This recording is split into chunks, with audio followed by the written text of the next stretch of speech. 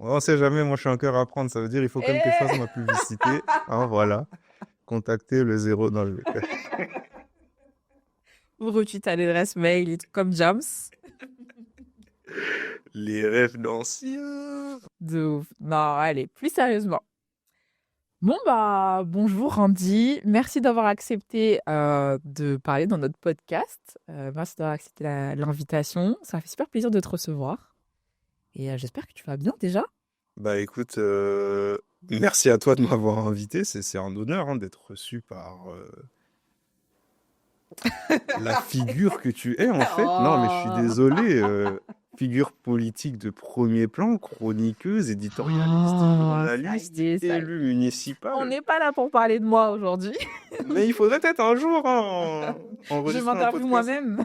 Ouais, hein, ce serait une idée. Mais ouais, non, c'est un plaisir, c'est un honneur. Et puis, on est là, on va voir. Est-ce que moi je vais bien? Non, hein, je suis grave en hypoglycémie. Donc en fait, si je mange là, c'est normal. Soyez pas choqués. Pas de souci, de toute façon, c'est comme à la maison. Prends ton temps. Y a pas de souci. Donc, on va commencer par le commencement. On va commencer par bah, qui es-tu en réalité? T'as quel âge? T'as grandi où? Dis-nous tout. Ok. Alors, qui je suis? Je m'appelle Randy, enchanté. Enchanté. Randy Mpongo. Randy Eugène Antoine Mpongo. Dédicace à mon oncle qui s'appelle Eugène. Moi, j'ai 25 ans. Je suis né dans le 9-3, mais j'ai grandi à Chelles, à Vitry-sur-Seine, et ensuite en Seine-et-Marne, à Savigny-le-Temple. L'essentiel de mon adolescence, je l'ai fait à Savigny-le-Temple, donc ouais, je suis plutôt quelqu'un qui a grandi dans la grande banlieue périphérique, mais vraiment grande banlieue pour le coup. Donc c'était une petite ville, 30 000 habitants, c'est urbain, mais en même temps c'est un peu champêtre. Il y a la forêt pas très loin pour ceux qui connaissent, la forêt de Rougeot.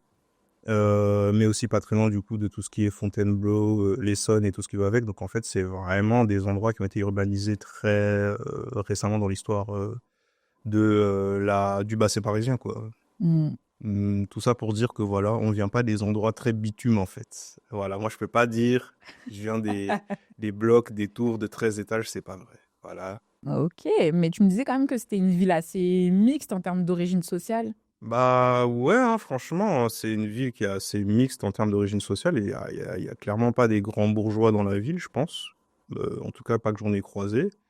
Mais ce serait faux de dire que on est sur les villes les plus pauvres. Je veux dire, comparé à une ville comme Grigny, par exemple, qui a moins de 15 kilomètres, les gens qui vivent, ils vivent relativement bien. Après, moi je dis ça, j'ai grandi dans un des quartiers qui était quand même les plus populaires, mais j'étais dans un pavillon. Euh, la chance que j'ai eue, en fait, c'était que ben, moi, je suis issu de l'immigration congolaise, donc je suis congolais de nationalité française. Et mon père, quand il a immigré en France, bah, c'était quelqu'un qui, au Congo, habitait en ville, à Kinshasa, à la capitale, et qui faisait des études supérieures, ou du moins qui en avait commencé. Et bon bah, il arrive en France, il a repris les études supérieures dans sa discipline, la médecine, mais il n'a pas pu bien longtemps parce qu'en fait, il fallait mettre du beurre sur les épinards. Enfin, il fallait mettre des épinards tout court dans l'assiette, en fait. Donc, il s'est vite remis à bosser, notamment dans le bâtiment, et de fil en aiguille, il a évolué dans le domaine parce qu'il avait un peu plus de compétences et de connaissances que la moyenne en tout cas que ses collègues. Et moi, quand je suis né, il était déjà en pleine ascension sociale. Genre, il était gérant d'une entreprise dans le bâtiment. Donc, quand je remplissais les trucs, vous voyez les documents là où il faut dire le métier du daron, moi, je savais pas quoi mettre. On disait mon daron était chef d'entreprise. J'ai fait comment ça, mon ref chef d'entreprise de quoi Mais du coup, oui, en fait, c'était un chef de chantier à son compte, qui travaillait du coup dans la pose plastique, menuiserie. Et ma mère, elle travaillait en tant qu'aide-soignante à temps partiel quand elle travaillait. Donc, enfin, aujourd'hui, mon père, il a un poste de quasiment d'ingénieur, ingénieur conducteur de travaux dans le bâtiment, dans le moyen œuvre. Pas le gros œuvre, mais plus petit. Ok. Je sais pas du coup si tu vois ce que c'est, mais Je vois à peu près, ouais. voilà. Dédicace à tous les gens qui travaillent dans le bâtiment. On est ensemble, j'ai fait mon stage de troisième dans un chantier à Vélizy, c'est pas facile. Ah, mais franchement, c'est vraiment un métier vraiment compliqué, Ouais. mais en tout cas, chapeau le papa. Ouais, mais tout ça pour dire que du coup, quand on a déménagé en Seine-et-Marne, en fait, on était propriétaire accédant, quoi. Et j'ai grandi à quelques mètres, en fait, d'une petite cité, mais moi, j'étais pas dans la cité. Donc, tous mes potes d'école primaire, ils venaient de cette cité qui était très populaire. On l'appelait le cartel à l'époque. C'est super drôle.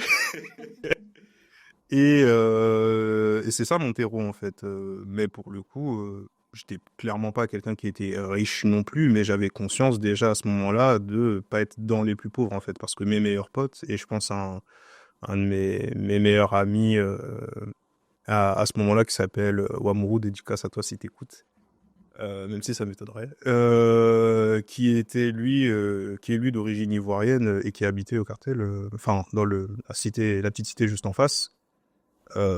C'était pas les mêmes conditions, quoi. Donc ça, c'est un peu comme ça que tu as pris un peu conscience enfin, en tout cas, des différents niveaux de vie sociale. Mhm. Euh, mais comment tu t'es rendu compte, en parlant d'intersectionnalité, bah, tu te présentes comme un Congolais de nationalité française. Comment tu as pris conscience de ça? C'est marrant que tu poses la question parce que ça me fait penser à un podcast que j'écoutais quand j'étais un petit peu plus jeune, genre peut-être il y a 4 ans, Kif Taras de Rokhaya Diallo. Qu'on salue si elle nous écoute. Qu'on salue si elle nous écoute, hein. Cœur sur toi, du coup, sans les caméras. Voilà. Euh, Bah, elle posait souvent la question aux personnes qu'elle invitait, personnes dites racisées qu'elle invitait, quand est-ce qu'ils s'étaient rendus compte qu'ils étaient pas blanches, en gros. Donc, qu'ils Mm. étaient noirs, qu'ils étaient jaunes, qu'ils étaient perçus comme tels. Et c'est une question qui avait tendance à me perturber au moment où elle est posée à ses invités, notamment durant la première saison, parce que moi, en fait, je me suis jamais posé la question, ça a toujours été une évidence. Euh, c'est comme ça qu'on se définissait les uns les autres et c'était souvent même quelque chose de valorisé en fait. Quand on allait à l'école primaire, la question qu'on se posait quand on se voyait les uns les autres, peu importe d'où on venait, hein, et encore une fois, j'étais dans une ville qui a vraiment l'une des caractéristiques d'être vraiment super diverse. Il n'y avait pas que des communautés d'Afrique subsaharienne, il y avait des gens originaires de Turquie, des régions qu'on pourrait qualifier du Kurdistan.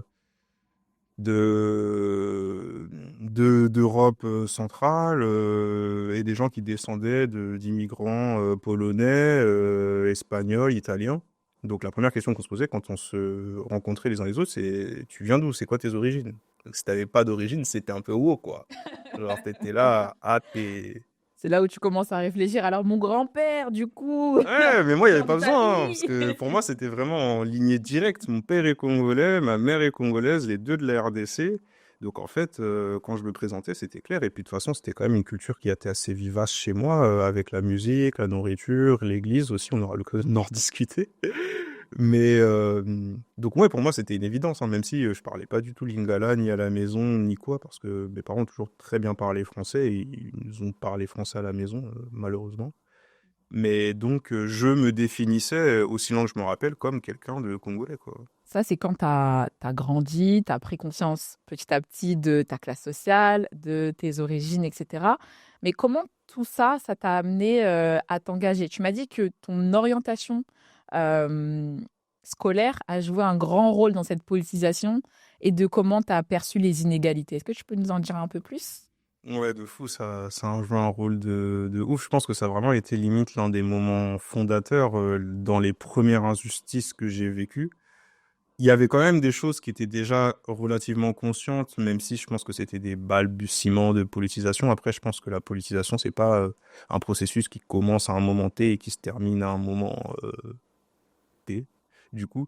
Mais parce que bah, dès mon plus jeune âge, j'avais conscience que les intérêts de ma communauté, qu'elle soit congolaise ou qu'elle soit celle que je pouvais croiser au quotidien, parce que, bah, encore une fois, là, je parle beaucoup de Congolais, d'Ivoiriens et tout, mais la vérité, c'est qu'on vivait tous ensemble plutôt bien, que ça soit entre Noirs, entre Blancs, entre personnes perçues comme Arabes ou Asiatiques, c'était pas un sujet. Et quand je parle de ma communauté, je parle en fait de tout le monde.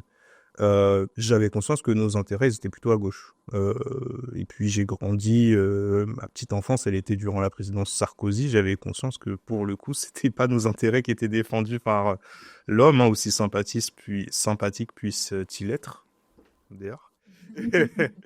Et Et donc oui, pareil pour tout ce qui est de l'ordre des violences policières, quand on était petit, il n'était pas rare que, il y ait la police qui patrouille dans la ville pour on ne sait quelle raison, parfois peut-être même justifiée, mais quand on était petit, ça on n'en avait pas conscience, donc on se disait juste que c'est les ennemis méchants, ces ennemis, et quand ils arrivaient, on courait, parfois à raison, parfois à tort, mais en tout cas, c'était des choses qui étaient déjà pas mal ancrées et qui instinctivement me mettaient plutôt à gauche en fait de l'échiquier politique.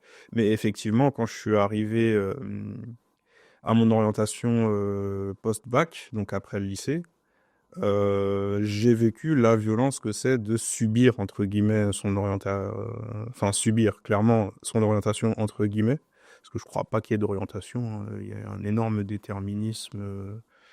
Il y a enfin enfin je t'apprends rien mais j'ai vécu le truc du l'école répète là d'où on vient en fait et moi j'étais plutôt bon à l'école, ce qui est quand même assez singulier autour de moi parce que j'étais plutôt entouré de gens qui étaient bons en sport, en particulier parce que dans mon collège il y avait une section sportive athlétisme, et toutes les personnes qui y étaient c'était mes amis très proches et dont notamment certaines personnes qui aujourd'hui, ils sont à un très haut niveau dans ce sport-là. Je pense à Melvin Raffin qui a fait les Jeux Olympiques de 2016, qui revient d'ailleurs, dédicace à toi mon ref, avec de très belles perfs ces derniers mois. Et Toi, je t'ai rendu compte que c'était pas ça ton truc, quoi. ouais, Toi, ton truc, c'était l'école plus. ouais, moi c'était l'école hein, parce que je courais pas aussi vite qu'eux en fait. J'ai dit 2016, mais je sais plus si c'était l'année, on s'en fout. Bref, c'était à Londres. Tout ça pour dire que, ouais, non, moi, mon truc, c'était l'école, en fait. C'est genre, voilà, eux, ils courent vite. Moi, je cours vite, mais pas autant. Donc, je me concentre sur l'école, c'est mon bail. Même si c'était pas exactement ce que je voulais. Moi, j'aurais mieux courir vite, hein, mais bon. Et donc, le lycée, ça se passe pas si bien que ça pour des raisons perso. Mais je valide quand même mon bac scientifique à 10,05.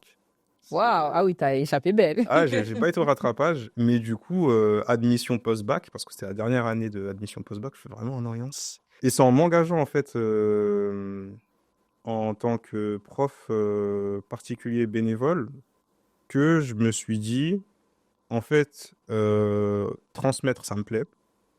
Donc, à ma première année de DUT, que du coup j'ai redoublé, je me suis engagé en tant que prof particulier bénévole avec l'entraide scolaire amicale et j'ai aidé un d'un quartier voisin dans ma ville.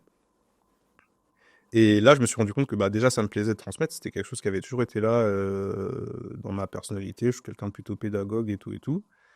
Et surtout, je me suis rendu compte des inégalités, en fait. Parce que bah, je l'avais dit jusque-là, mais ouais, quand j'étais petit, je m'étais rendu compte que j'étais un peu plus riche que certains de mes potes. Mais là, bah, en aidant un petit qui a à peu près le même profil que moi, c'était un petit Renois d'origine ivoirienne, dans un quartier peut-être un peu plus populaire que le mien. Mais voilà, on n'était pas si loin que ça. Je me voyais en lui. Niveau catastrophique d'ailleurs, mais bon, c'est pas de sa faute. Je m'étais rendu compte en fait en miroir que bah déjà j'avais beaucoup plus de chance que lui parce qu'en fait bah moi mon cadre familial était quand même plus propice à ce que je m'en sorte mieux à l'école et surtout même avec de la volonté, même avec de l'accompagnement, bah en fait quand on vient pas du bon sérail, quand on vient pas du bon milieu, l'école c'est difficile et surtout on peut vite aller dans le mur, en fait, parce que moi, à ce moment-là, quand je l'ai accompagné pendant un an, il était en quatrième, et je voyais, en fait, qu'avec son niveau, ça allait être très compliqué d'avoir le brevet, et je me disais, mais moi, qu'est-ce que j'avais eu de plus que lui, en fait? Pourquoi, moi, le brevet sans réviser, je l'ai eu avec mention bien, et lui, il galère en quatrième à apprendre sa trigonométrie? Quand tu as constaté cette inégalité et que ça t'a été volé, entre guillemets, comment tu as fait pour rattraper ça et te retrouver à faire les études que tu fais aujourd'hui? Sachant que tu me disais que tu viens d'un milieu où bah, tu as quand même été obligé de travailler à côté. Comment tu t'en es sorti au milieu de tout ce bazar, toute cette remise en question, toute cette réorientation aussi? Ouais, bah, j'ai eu un réflexe, c'était de me dire, je fais quand même des études qui me plaisent à peu près, donc je vais les continuer. Et pendant que je le fais, je vais réfléchir un peu à ce que je vais faire ensuite. Euh, Là où toi, par exemple, tu t'es directement réorienté après ta première année d'UT, parce que je crois que toi aussi, tu en as fait J'ai fait un semestre un et seul. après je me suis dit ah non, c'est pas pour moi. C'est pas pour moi, on va aller en sciences politiques et puis basta. Ouais. Mais franchement, chapeau d'avoir été jusqu'à la fin du DUT déjà. Ma foi, à quel prix? Je ne sais pas. Non, peut-être que c'est toi qui avais eu la meilleure idée, hein, mais ouais, moi, ce que je me suis dit, c'est je termine le DUT et on verra. À ce moment-là, j'avais commencé à bosser à côté parce que, bah ouais, dès que j'avais commencé les études sup, moi, mes darons, ils pouvaient relativement plus subvenir à mes besoins qui commençaient à croître, hein. Je devenais un jeune adulte, j'avais besoin de passer le permis de conduire, d'avoir une voiture, parce qu'en plus, bah, Savigny-le-Temple, pour ceux qui connaissent pas, c'est à ouais, 40-50 km de Paris. On est déjà dans des endroits qui sont très moins bien desservis en termes de transport en commun. Et Déjà, c'est sur le RERD, donc je pense que ça vous donne un indicateur. non, mais c'est pas juste sur le RERD, c'est au bout là. Vraiment au bout là, vers Melun, Melun. Pour ceux qui savent pas comment ça se prononce, on dit Melun. Voilà, respectez quand même les villes de France. Et ouais, déjà, sans la voiture, c'était foutu. Tu pouvais pas travailler, quasiment. Tu pouvais même pas exister parce qu'en fait, passer un certain niveau pour sortir, il fallait être permissier, quoi. Et donc, il fallait que je bosse à côté de mes études, sachant que le DUT, c'est 8-18 du lundi au vendredi, quoi. Si on ajoute à ça en plus le fait que bah, je commençais à avoir quelques engagements associatifs, notamment avec l'entraide scolaire amicale, mon emploi du temps il devenait assez rapidement chargé, mais c'était un constat que je peux étendre à tous les jeunes qui venaient à peu près du même milieu social que moi quand on a commencé les études supérieures. Bosser, c'était une nécessité. Mais justement, tu nous disais que tu as toujours eu envie de rendre quand même le peu de chance que tu as eu, ou en tout cas le fait que tu sois fort à l'école. Mhm, Donc, en revenant de Belgique, tu as fait un service civique dans un collège à Cergy. mhm. Comment ça s'est passé? Et J'ai enseigné, hein.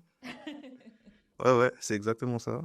Mais même en Belgique, hein, malgré les conditions difficiles dans lesquelles j'étais, quand je le pouvais, j'essayais de, entre guillemets, aider mon prochain, mais je choisis l'expression à dessein parce que je pense que ça a pas mal à voir avec mon éducation chrétienne. J'en ai beaucoup regardé les valeurs humanistes et tout et tout. Déjà, quand j'étais en Belgique, j'avais participé à des initiatives collectives qui avaient vocation à faire la promotion de l'enseignement supérieur des études à l'étranger. En gros, j'avais été embauché par l'équivalent du ministère de l'enseignement supérieur flamand pour faire la promotion des études à l'étranger dans des établissements bilingues ou francophones en Belgique, parce que la Belgique, c'est un pays dans lequel on parle plusieurs langues.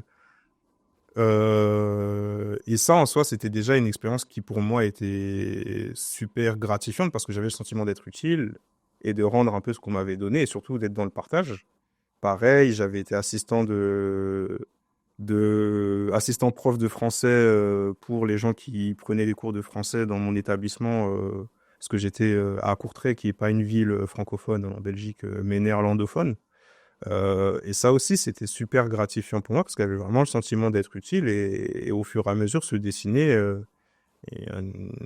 quelque chose autour de la transmission, de la pédagogie, du partage, de l'engagement aussi. ouais, du respect, du foot de rue. Non, mais en tout cas, de tout ça. Et, euh, et ça me plaisait vraiment. Donc, quand je suis revenu en France et que j'étais totalement essoré par cette année que j'ai validée au rattrapage, mais à laquelle j'ai eu une mention super bizarre, comme. Waouh, Ouais. Genre, c'est pas en France possible d'avoir une mention qu'on a le rattrapage, mais je bon, crois pas, non. mais tout ça pour dire que, ouais, malgré les. Je sais plus c'est quoi la phrase de Kerry James, mais t'as capté. Malgré les difficultés, tu t'as accroché et t'as pu valider et continuer ensuite à t'engager et après rattraper en fait euh, ta voie, en Mhm. fait, enfin, quelque part ta destinée. Ouais, Ta ma destinée qui destinée, ouais. était plutôt justement d'aller vers les sciences économiques et de transmettre. C'est ça. Et donc, quand je suis revenu, j'ai pris une année de pause parce que bah, j'avais été pris dans une classe préparatoire ATS, adaptation technicien supérieur à Strasbourg, pour reprendre des études en économie au niveau L3 et me préparer au concours aux grandes écoles. Donc, exactement ce qu'il me fallait. Mais j'avais pas l'argent pour y aller. Donc, en fait, Oui, parce que c'était pas en Île-de-France déjà. c'est ça. Et refaire une année où je partais, c'était pas possible. Financièrement, c'était pas possible. Mon daron me l'a fait comprendre. Ça m'a déchiré le cœur. Encore une fois, la violence. Mais je me suis dit, bon, bah, tant qu'à faire, on va essayer de faire quelque chose qui a du sens, quoi. De se reposer et de faire quelque chose d'utile. Et c'est là que m'est venue l'idée de faire un service civique. C'était le compromis correct entre le besoin d'avoir une rémunération et faire quelque chose qui a du sens. Et donc, j'ai intégré l'équipe de l'association ZUP qui lutte contre le décrochage scolaire dans toute la France, en travaillant justement au sein des établissements secondaires, en particulier des collèges, et en mettant en place des programmes d'aide aux devoirs, d'accompagnement méthodologique avec l'appui des équipes pédagogiques, mais aussi des équipes de direction, je pense aux CPE et aux surveillants, pour traiter le problème des inégalités socio-éducatives à la source au sein de l'établissement. Et donc à Cergy, dans le collège des Touleuses, qui est le seul collège à ma connaissance public dans le département du Val d'Oise en Île-de-France, qui a un internat, j'étais en charge de mettre en place un programme d'aide aux devoirs, devoirs faits, donc pour tous les sixièmes, cinquièmes et les internes.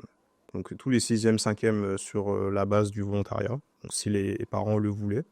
Donc j'avais 90 élèves, et à ça on ajoute les 30 internes, du coup. Ok, un peu plus d'une centaine. Ouais, c'est ça, si je dis pas n'importe quoi.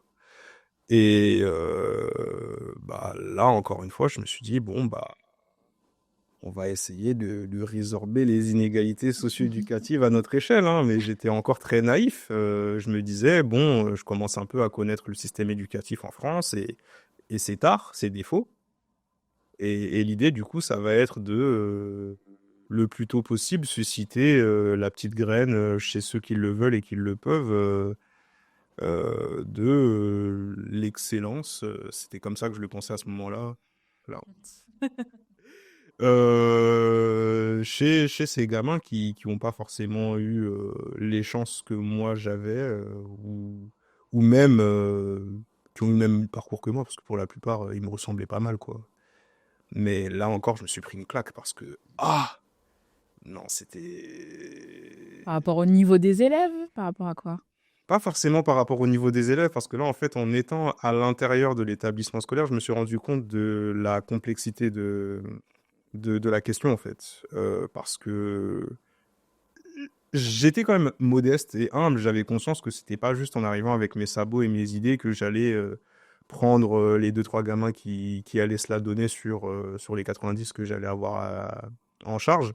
Et que j'allais les emmener vers l'école normale supérieure, l'école nationale d'administration, vraiment les établissements les plus sélectifs Ouais, sélectif, prestigieux. de France, quoi. Mais c'était quand même une idée que je caressais un petit peu, quoi. Je me disais, c'est possible, s'ils le savent le plus tôt possible que c'est possible, en fait, d'y accéder, bah, de leur proposer, en fait, juste de leur dire, bah, ça aussi, ça existe, quoi, ou ça existe tout court. Et je me suis rendu compte, en fait, que, bah, déjà au collège, en fait, les dés, elles sont... Enfin, les jeux sont faits, quoi. Et donc que les dés sont pipés. À ce moment-là, t'as plus envie d'être prof. Mais pourquoi? Bah, déjà un peu pour les raisons que j'avais citées avant ça, en fait. Pour moi, je faisais pas des études supérieures si c'était à perte. Je faisais pas des études supérieures si c'était pour être payé pareil que que quand je bossais au McDo, en fait, littéralement à l'heure. Et surtout, pour moi, le fait d'avoir un bac plus 5, ça signifiait quand même quelque chose. De là où je viens, en fait, c'est quand même pas du tout commun, quoi. Mais quand j'étais petit, les grands frères de mes amis, leur oncle, leurs grands cousins, cousines et tantes, euh, ils n'avaient pas ces niveaux d'études-là. Donc moi, je me disais, bah, en fait, qui dit études supérieures dit en fait ascension sociale et donc dit profession intellectuelle, profession de cadre supérieur ou intermédiaire, ou que sais-je. Et donc tout ça, quoi. Et quelque part, en fait, enseigner, je pense que c'est vraiment ma vocation et ça m'aurait pas du tout gêné de le faire, mais quand j'ai vu les conditions dans lesquelles bah, mes camarades enseignants travaillaient, et travaille encore, hein, parce que la situation n'a pas changé. Je pense même qu'elle s'est empirée dans cet établissement, malheureusement. Je me suis dit, c'est pas possible. Je veux clairement pas devenir fonctionnaire avec tous les inconvénients que c'est, même s'il y a beaucoup j'allais dire de privilèges, d'avantages Davantage. à être fonctionnaire. Je ne vais pas devenir enseignant si c'est pour être coincé dans un statut de fonctionnaire duquel je pourrais très difficilement sortir parce qu'en fait, il y a d'énormes manques dans l'éducation nationale, mais dans lequel je serais payé pas plus de 1 800 € pendant peut-être 10 ans, quoi. C'est inimaginable, quoi. Surtout de là d'où je viens, quoi. C'est pour ça que tu te dirigeais plus vers la finance à la base. Bah, j'essayais de trouver quelque chose qui me permettait de faire le pont entre mes opinions politiques, ma vocation, mais aussi mes aspirations financières et tout, parce que bah ouais, c'est délicat quoi. Mais assez rapidement, j'avais aussi conscience que bon, travailler pour BNP Paribas ou une autre banque ou entreprise du CAC 40 qui pollue ou finance la pollution, c'était pas non plus très sérieux quand on a les opinions politiques que j'ai. Mais qu'est-ce qui me reste comme option? Bah, je savais pas trop et je sais pas trop encore du coup. Enfin, si je sais, on aura l'occasion d'en discuter, mais ouais, c'était compliqué. Mais donc pour moi, être prof, c'était mort. Mais je me disais, bon, je vais quand même mettre un pied dans l'enseignement pour voir ce que c'est. Et c'est pour ça qu'en fait, j'ai adoré mon service civique à Zubdeco parce que j'étais au cœur même de la machine, tous les jours dans le collège, enfin 4 jours dans la semaine. Et je me suis vraiment rendu compte aussi des raisons du coup pour lesquelles pour moi ça allait pas être souhaitable de devenir enseignant. Parce que la vérité c'est que si j'avais continué en me disant bah vas-y je vais enseigner, je passe le CAPES, je deviens enseignant en économie, en sciences économiques ou en éco-gestion, j'aurais pu le faire mais à quel prix quoi? Pour ma santé physique, ma santé mentale et puis je voyais déjà mes collègues, hein, parce qu'on se considérait vraiment comme des collègues, bien qu'à ce moment-là, j'avais 22 ans et que mes camarades enseignants, ils étaient plutôt entre, allez, 27 et 35 ans. Il y avait quand même des gens qui étaient plutôt jeunes. Bah, je les voyais bosser et je me disais, moi, j'ai pas envie de souffrir comme ça, quoi. Waouh. Je suis pas venu ici pour souffrir, quoi. Mais Mais, je vois quand même que dans ton parcours, bah, tu es quand même quelqu'un qui te pose beaucoup de questions, ouais, beaucoup qui trop. aime transmettre. Et tu t'as commencé aussi à t'intéresser, après avoir, je pense, un peu quand même creusé cette question des inégalités socio-éducatives, tu as commencé à te questionner sur ton identité de Congolais en France. Comment ça s'est passé et comment tu as fait pour du coup arriver à la MECAS ensuite? Alors, c'est vrai que j'ai commencé à me questionner un peu plus tard sur les questions relatives à mon identité. Parce que c'est vraiment de ça dont il s'agit et pas juste du caractère africain, congolais ou quoi. Mais vraiment, qui suis-je rendu dans la société française avec les origines que j'ai et quelle est ma place? C'est une question qui a été un peu à retardement parce que bah, quand j'étais petit, j'avais pas forcément l'espace pour me poser cette question. Euh, et quand j'étais sur la fin de mon adolescence, donc quand j'avais 16 ans, 17 ans, 18 ans, j'étais chrétien pratiquant et je pratiquais beaucoup. Donc cette question, elle était un peu mise sous le tapis au profit d'une identité davantage chrétienne. Quand je suis un peu sorti de ce milieu, aux alentours de mes 19-20 ans, je me suis mis à m'intéresser à ce que ça voulait dire d'être congolais, qu'est-ce que c'est que le Congo, mes origines, et j'ai commencé à poser des questions à mon père euh, sur le sujet. On revient beaucoup sur mon père, je suis très proche de lui. Shout out à toi, si tu m'écoutes. Et donc là, assez fièrement, il s'est mis à me raconter ce qu'il en connaissait et ce qu'on lui avait transmis. Mon père a grandi à Kinshasa, mais il est issu du peuple Congo, donc c'est un Mukongo, peuple qu'on peut retrouver dans le sud-ouest de la RDC, dans le nord de l'Angola et dans le sud de la République du Congo. Et du coup, il me décrit toutes ces choses autour de ce royaume ancien dont il est très fier, mais dont il m'avait jamais parlé jusque-là. Donc, ok. Enfin, et tout, et ça m'intéresse, je dirais même que ça me fascine. Et je sens que j'ai besoin de discuter avec des gens qui sont à peu près dans la même position que moi, des gens qui se posent à peu près les mêmes questions que moi ou qui se les posent des questions du même ordre mais qui se les posent différemment parce que j'avais besoin d'être dans cet endroit où je pouvais me retrouver avec des gens qui ont à peu près mon âge, qui ont à peu près mon parcours, donc des gens qui sont étudiants ou qui sont jeunes et qui travaillent et qui s'interrogent sur leur identité, sur leur place en tant que enfant d'Africains, Africains en France et tout et tout. Et donc, c'est comme ça que tu t'es retrouvé, du coup, à l'AMECAS, donc Amicale des étudiants caribéens, africains et sympathisants. C'est ça, Je... association qui a été fondée par des étudiants à la Sorbonne, enfin refondée, si je dis pas n'importe quoi, en 2017. Euh, Sachant que moi, du coup, j'étudiais pas du tout à la Sorbonne. Mon DUT, je l'ai fait à l'IUT de Lieusaint, donc l'IUT de Sénart, qui est une antenne de l'université Paris-Est-Créteil. Et que ma licence, bon, je l'ai fait en Belgique, et qu'à ce moment-là, bah, du coup, j'étais en service civique, donc j'étudiais pas. Et c'est une amie très très proche qui m'avait parlé de l'association, une association dans laquelle elle était engagée, parce qu'elle faisait ses études à la Sorbonne et qu'elle était, comme moi, congolaise. Et c'est en discutant avec elle de toutes ces questions, parce qu'en fait, pour moi, c'était un peu une référence sur le sujet, hein, l'Afrique, le Congo et tout. Et aussi les études supérieures, d'ailleurs, que naturellement, je me suis mis un peu à graviter autour de ce cercle, quoi. Et donc, à un moment, j'ai passé le pas.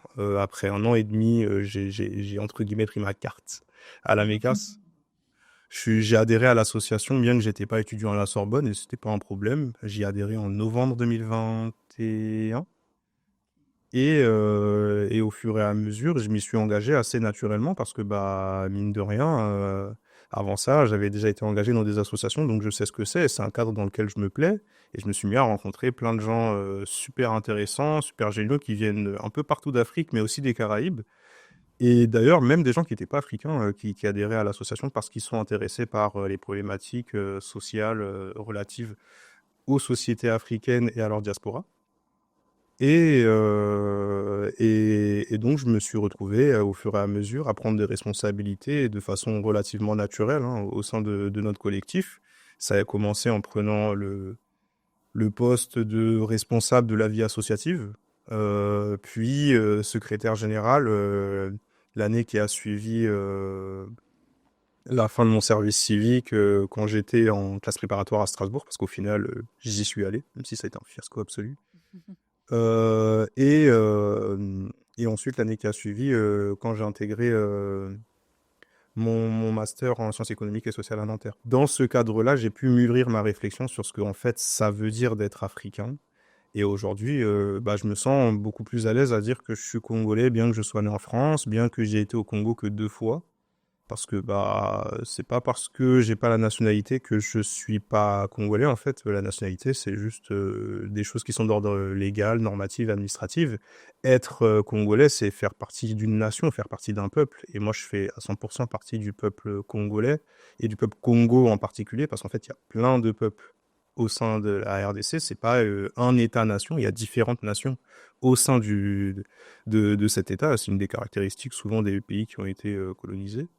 Et, euh, et au fur et à mesure, en discutant justement avec des personnes qui ont des parcours comme le mien et parfois même différents du mien, des personnes qui sont métisses, des personnes qui viennent des Caraïbes, j'ai pu développer mon esprit critique vis-à-vis des discours du coup identitaires, que ça soit relatif à la France, mais aussi relatif au Congo en fait.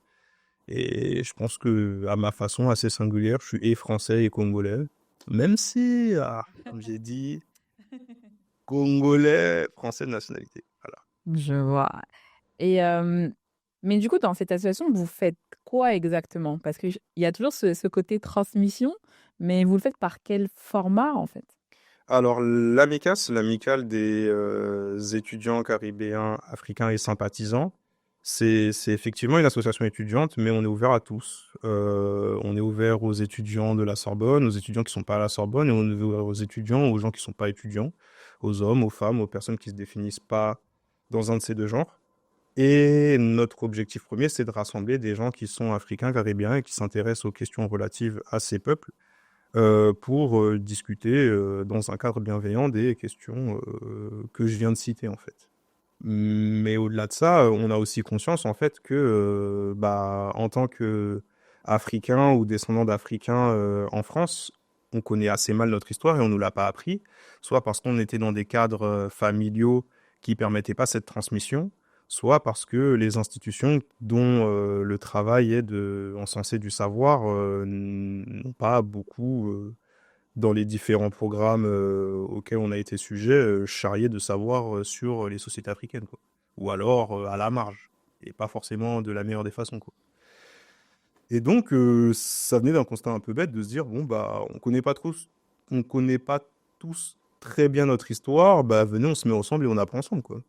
Surtout qu'en plus, on est des étudiants qui étudient des disciplines différentes. Moi, je suis en sciences économiques et sociales, mais il y a des gens qui sont en droit, en géo, en histoire, et aussi des gens qui sont en sciences naturelles ou expérimentales.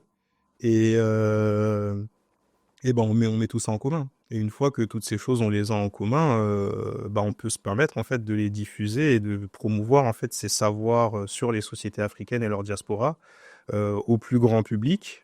D'autant plus qu'on a en fait la chance, je dirais même le privilège en fait, en étant domicilié à la Sorbonne, en ayant le contact assez facile avec des enseignants à la Sorbonne, notamment en histoire de l'Afrique, bah, d'accéder à des savoirs et des connaissances sur nos sociétés auxquelles on n'a pas accès. Euh, et parfois même nos confrères, nos consoeurs, parfois nos concitoyens sur le territoire africain ou caribéen n'ont pas accès.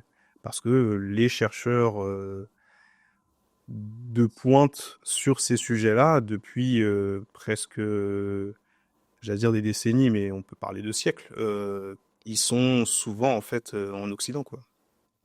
Et donc, pour pouvoir transmettre ce savoir que vous mettez en commun, vous faites du coup des conférences, des ateliers lecture aussi, il me semble. C'est ça. Il y avait une grosse production d'articles les années précédentes, ça a un peu baissé, mais il y a des choses qu'on maintient et qu'on développe encore beaucoup plus.